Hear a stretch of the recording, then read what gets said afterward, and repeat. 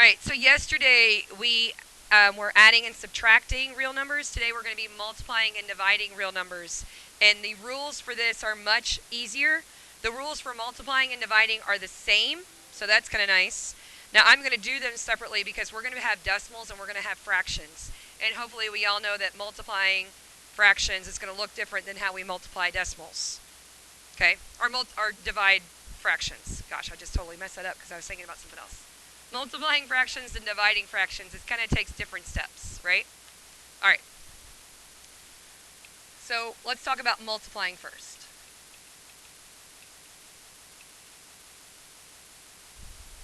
So for multiplying, if the two numbers have the same sign, the answer is what?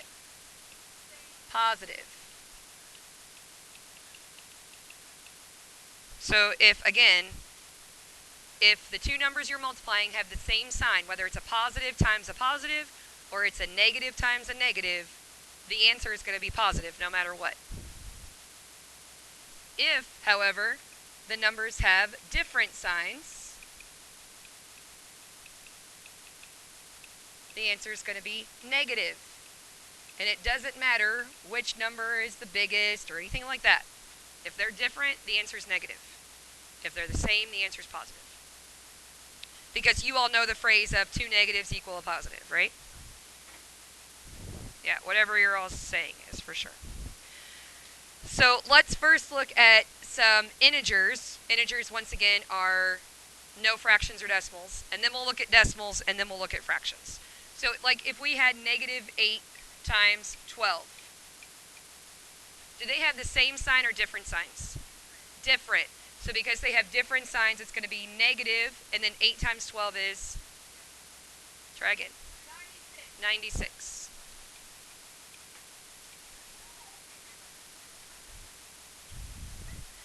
If we have 7 times negative 9, do they have the same sign or different? Different signs. So is it positive or negative answer? Negative, and 7 times 9 is 63. If we have negative 3 times negative 5, do they have the same sign or different? Same sign, so the answer is positive 15. Now, I don't care if you put a positive sign, a plus sign in front of your answer or not. When I'm doing my answers, I kind of like putting that in front of it because that means that I have thought about it. I wasn't just in a big hurry and did 3 times 5. Because on all of these, we're just multiplying. But I wanted to be very clear that you do not have to have a positive sign in front of it. Right? We all know that there's an imaginary one there in front of every number. All right, these rules work the same if we have decimals. So let's do some examples with those. If we have negative 6 times 1.1. Now we all know that you can use parentheses for multiplying or you can use that dot for multiplying. So first of all, is it going to be positive or negative? Negative. They have different signs, so it's going to be negative. And what is 6 times 1.1? 6.6. So if you want to multiply mentally, just forget the decimals there for a second. And 6 times 11 is 66. And you have one digit after a decimal. So we need one digit after a decimal in our answer. That is how you would multiply mentally. What if you had a negative 5 times a negative 1.2? It's going to be positive, yes. What's 5 times 12? So 5 times 12 is 60. And we need one decimal place, so it would just be 6 is our answer.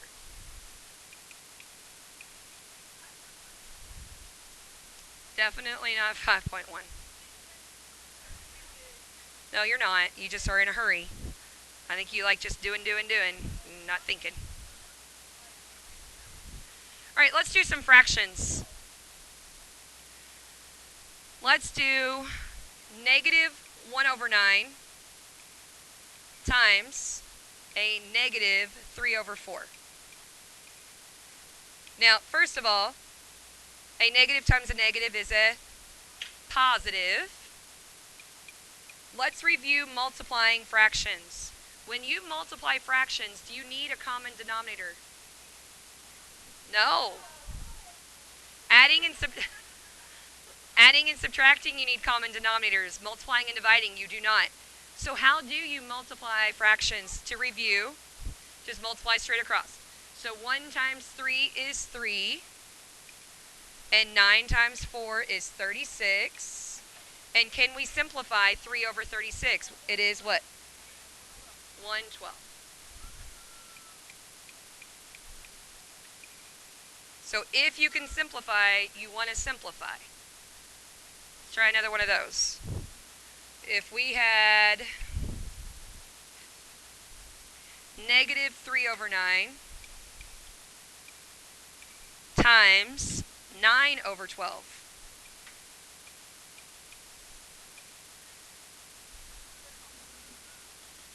First of all, think of it, your answer is going to be positive or negative.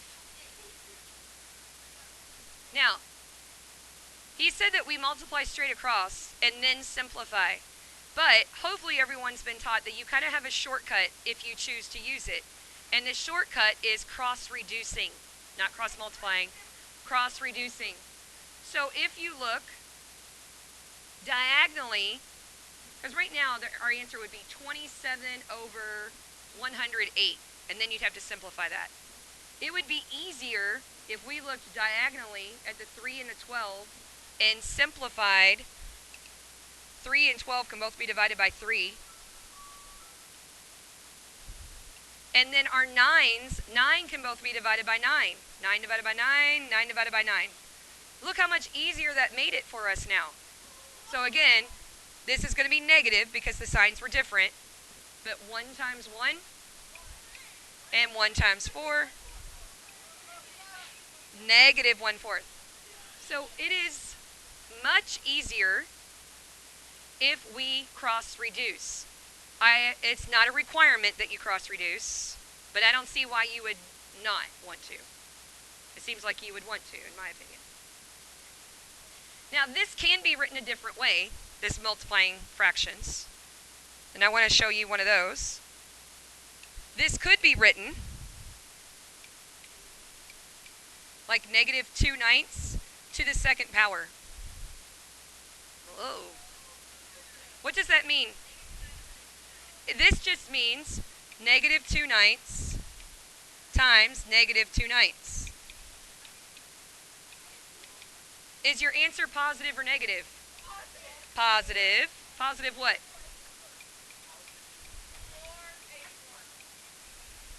Good. So that can work the same way if it is decimals. You can have a decimal to the second power. All right, so be prepared for that. Let's talk about some square roots.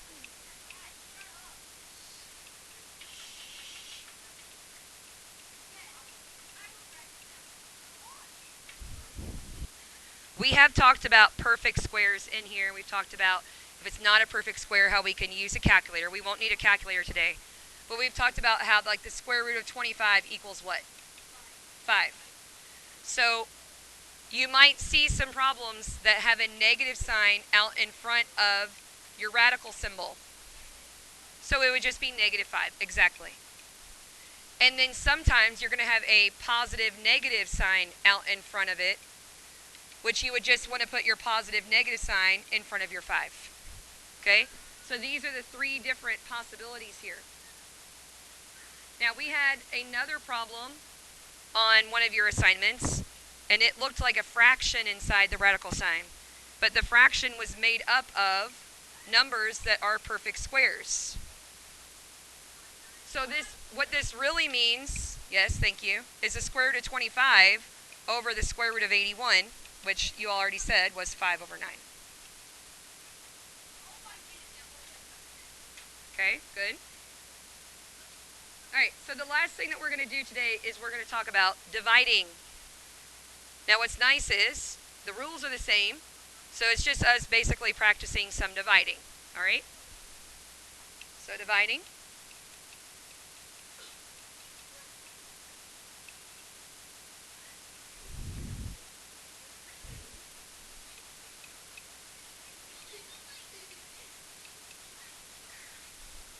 So a positive divided by a positive is going to be a positive, and this would be a positive what? 16.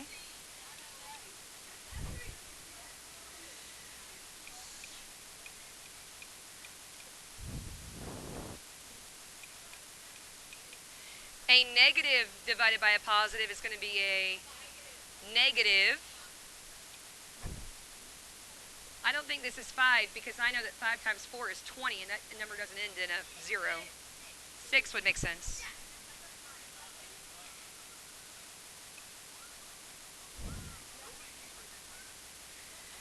We also know that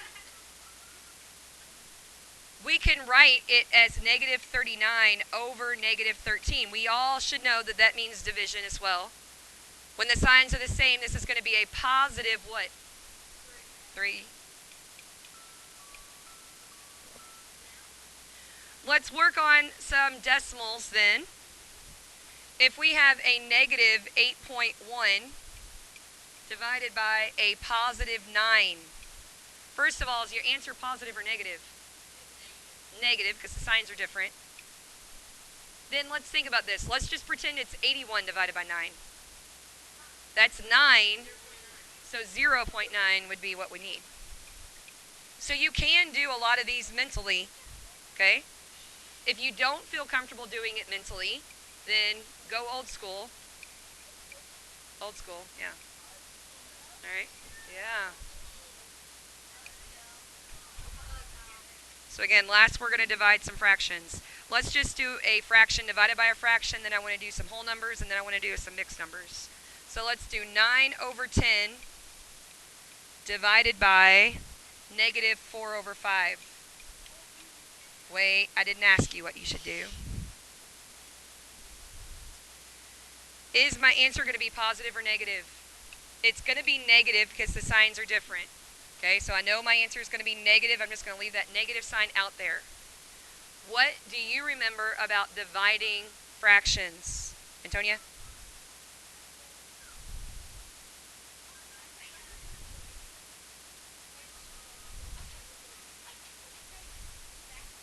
That's called reciprocal. Yep, I knew it. I read your mind. What do you do with this first fraction? What do you do with the first fraction? Anything? All right, so same change flip, right? Same change flip.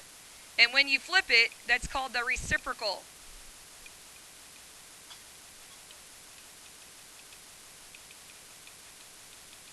So those words, that word reciprocal, you should know what that means.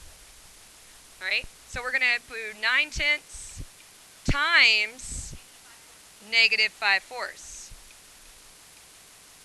Now we can multiply straight across, but actually, before I start multiplying, I'm going to cross reduce because my 5 and my 10 can both be divided by 5.